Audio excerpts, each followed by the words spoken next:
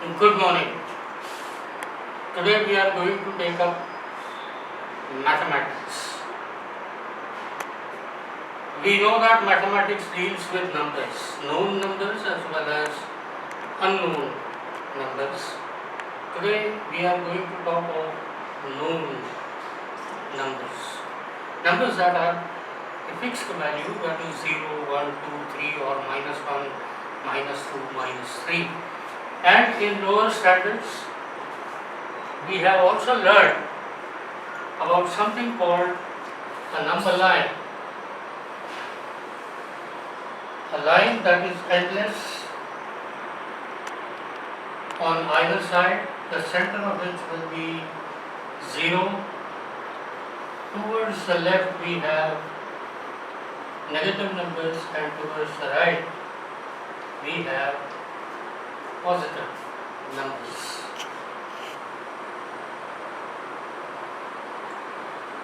But can we group these numbers? Yes, we can. And we have formed various groups of numbers.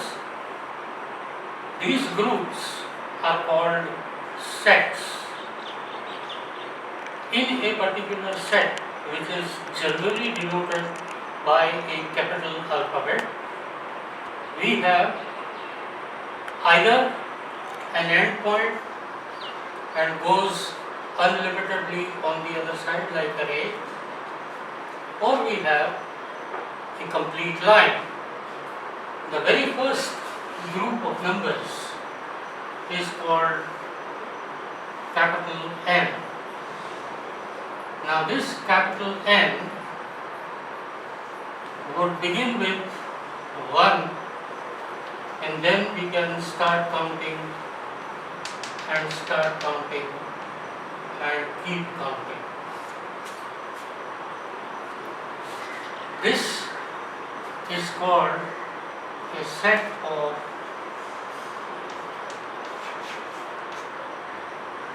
natural numbers.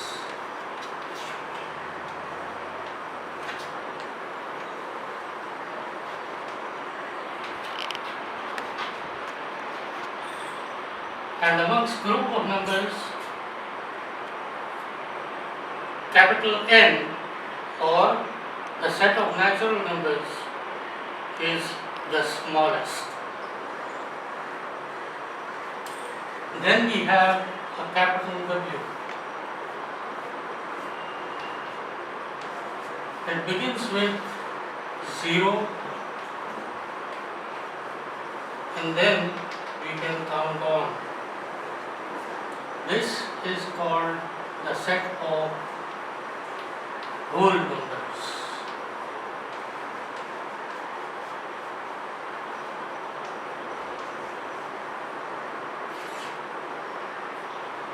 Then we have a Z, a capital Z. This would begin with minus infinity, -1, 0, 1, and will keep on going till plus infinity. This is called the set of integers. Remember, an integer can be negative, a whole number cannot be negative, and a natural number does not even have a 0 in it. Then we have Q. Now this Q begins with minus infinity, comes to -1, then we have minus 0.5, then we have minus 1/2, and so on. We get 0, we get 1/2, we get, let us put it as 1/3,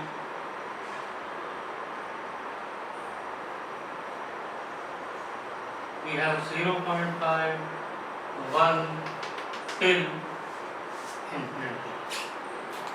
So Q has negative numbers, decimals, fractions and whole numbers. Z only has negative numbers, 0 and positive numbers. Whole numbers begins with 0, there is an endpoint, and other positive integers, whereas natural numbers begins with 1, again an endpoint, and has only positive numbers. And the final set is called capital R. Now this R, it contains all possible imaginable numbers, and therefore this set is called the set of real numbers. This can contain numbers like root 2, root 3, root 5 and so on. These numbers are called irrational numbers and do not belong to Q, which is only a set of rational numbers.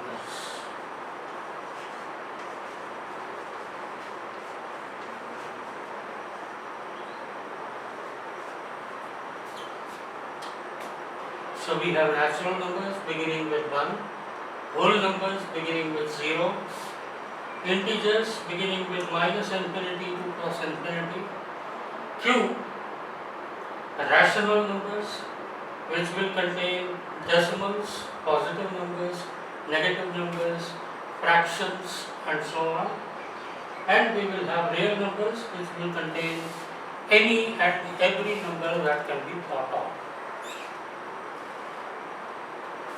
Now what is the difference between a rational number and an irrational number? The real difference between a rational number and an irrational number, only for your information, is that a rational number can be denoted by a fraction p upon q. Say for example, 0.5 can be represented as 1 upon 2, or you may write it as 50 upon 100. Many ways of writing 0.5. You can write it even as 5 upon 10. But numbers like root 2, root 3, root 5 cannot be represented in this particular form, which is p upon q. So these are rational numbers. Root 2, root 3, root 5, etc. are irrational numbers. This is only for your information. However, we will be using root 2, root 3, root 5 during our periods, and we will try to represent them on a number line.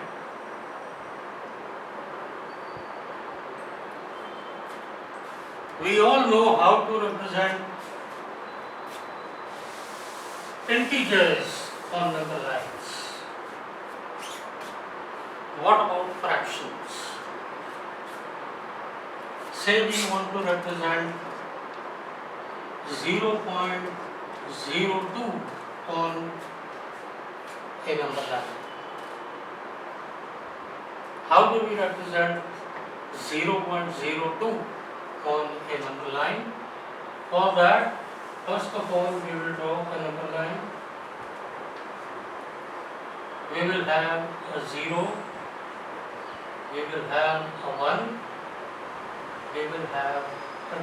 We know that 0.02 is less than 1, and therefore we will expand our number line with a 0 here and a 1 here, and we divide these in 100 parts, but we cannot do that. So we will divide it only in 10 parts. 1, 2, 3, 4, 5, 6, 7, 8, 9 and 10. Remember, all parts must be equal. Therefore, this will become 0.1, this will become 0.2, this will become 0.3, this will become 0.4, 0.5, 0.6, 0.7, 0.8, 0.9 and 1. Now we will expand this portion.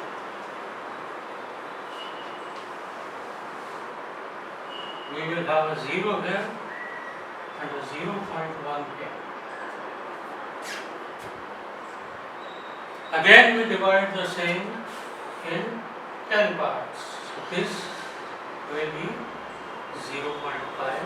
We will have 1, 2, 3, 4 and 5, 6, 7, 8, 9 and 10. This now becomes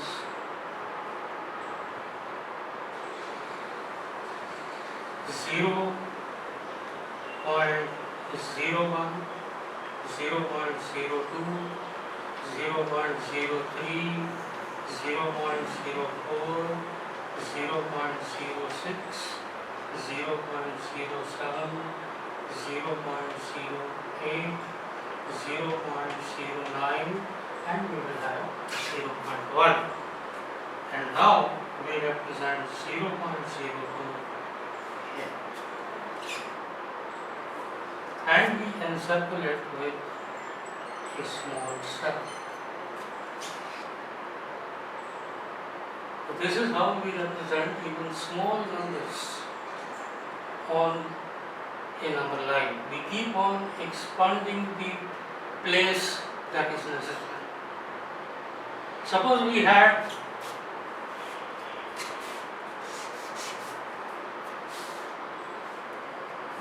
.02,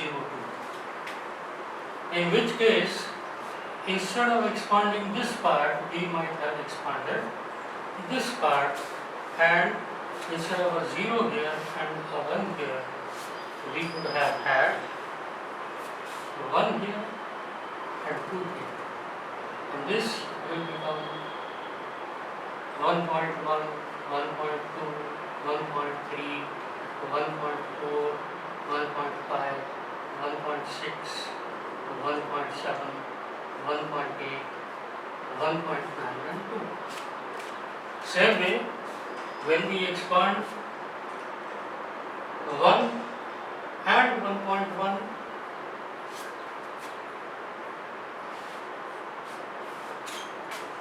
we will have 1 here and 1.1 here. So this will become 1.01, 1.02.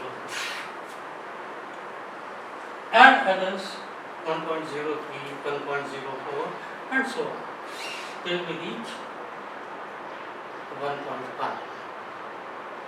So we can represent even very small numbers on the number line like this. Now can we represent 1.02 as a p upon q is another question. Yes, we can. Why? Because it is a rational number. Say we have 1.01. We all know that because there are two places after the decimal, we can write it as 101 upon 100 for the removal of the decimal. And therefore, the number 101 upon 100 is same as 1.01, and therefore it is written as P upon Q, and hence it is a rational number.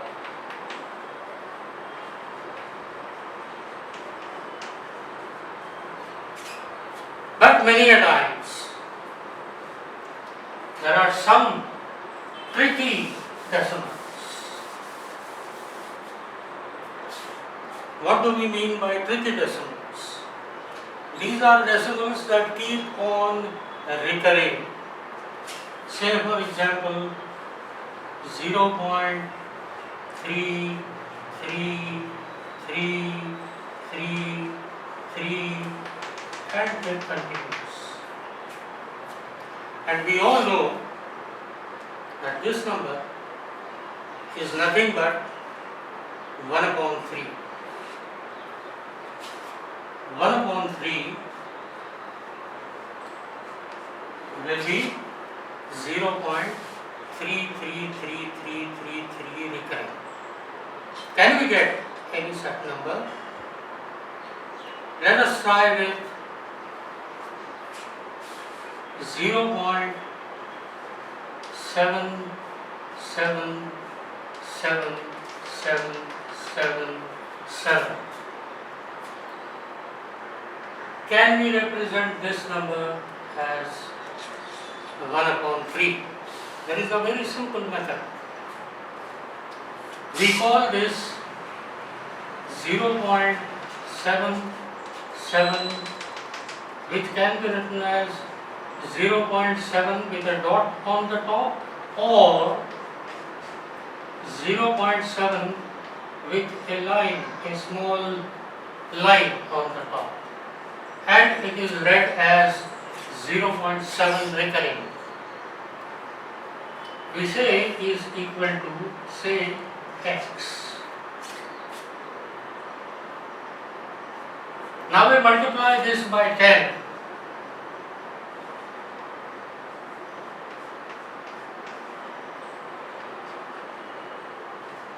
Will be equal to x multiplied by 10. We multiply both sides with 10. What do we get there? 7.7 recurring. And what do we get there? 10x.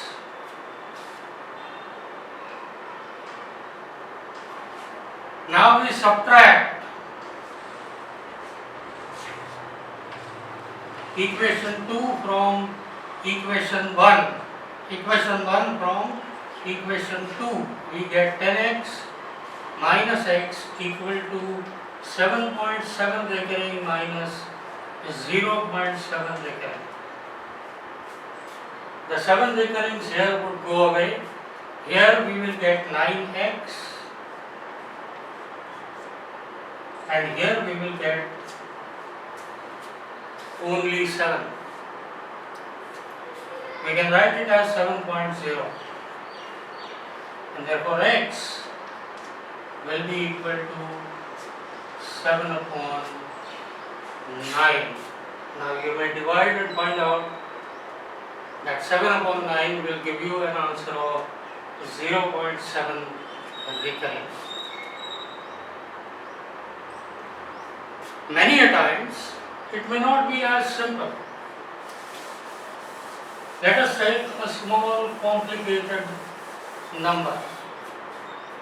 Call it 0.1 and only 3 recurring.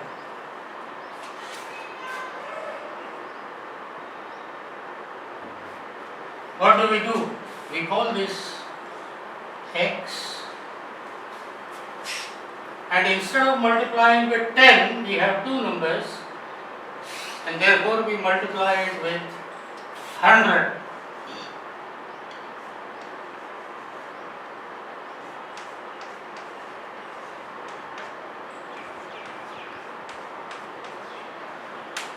What do we get here?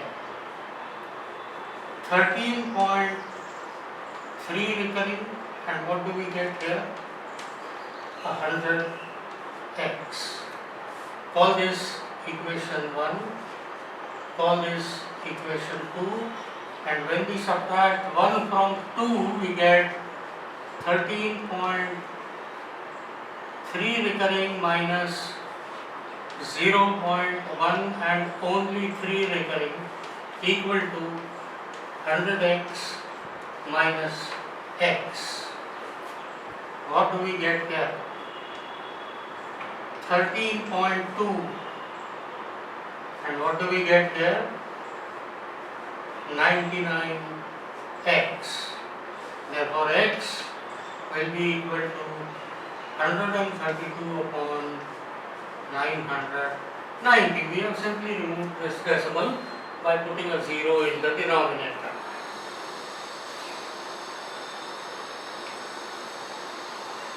And therefore 0.1 and only 3 recurring is 132 upon 990. So this way we can represent any number on the number line. Very easy. But how do we represent irrational numbers like root 2 on the number line?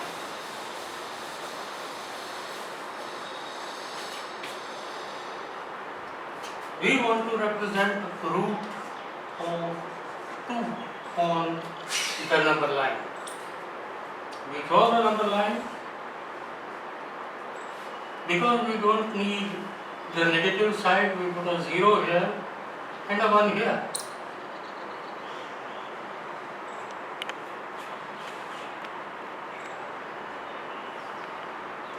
Now we take one more unit here. Remember, this part is equal to this part. This is 1 unit, and even this is 1 unit. Once you do that, we connect 0 with the top of 1 unit. Now all of you are familiar with something called the Pythagoras theorem. The sum of the squares of the sides that make the right angle is equal to the square of the hypotenuse, and therefore this will be equal to 1 square plus 1 square, which is equal to 1 plus 1, which is equal to 2, and therefore this side will be equal to root 2. Remember, this 2 is the square of this side. Once you get root 2, put your pointer of the rounder here, take this as a radius and drop it on the number line, and we get root 2 because all radii of a circle are equal. So this also is the radius of the same circle, and therefore this length is equal to this length, which is equal to root 2. What about root 3? Simple. We draw one more unit here.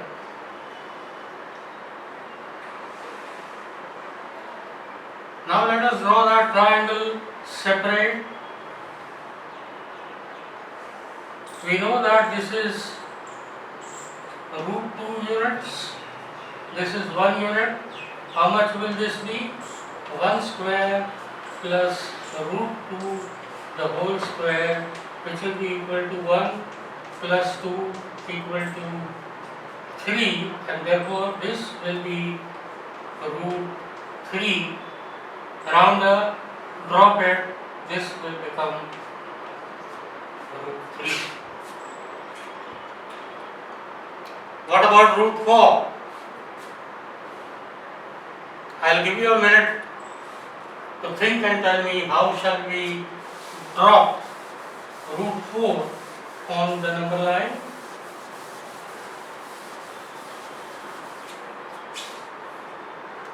It is more easy than we can imagine. Because we don't need negative numbers, we put 0 here, 1 here, 2 here, and this is root 4. Square root of 4 is 2. We can continue. Take 1 unit here, connect the 0, drop it, we get root 5.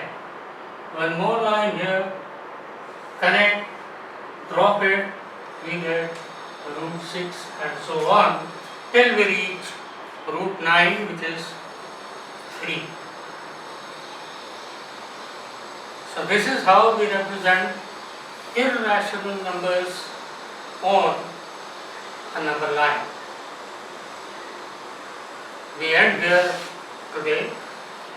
We will continue in the next video.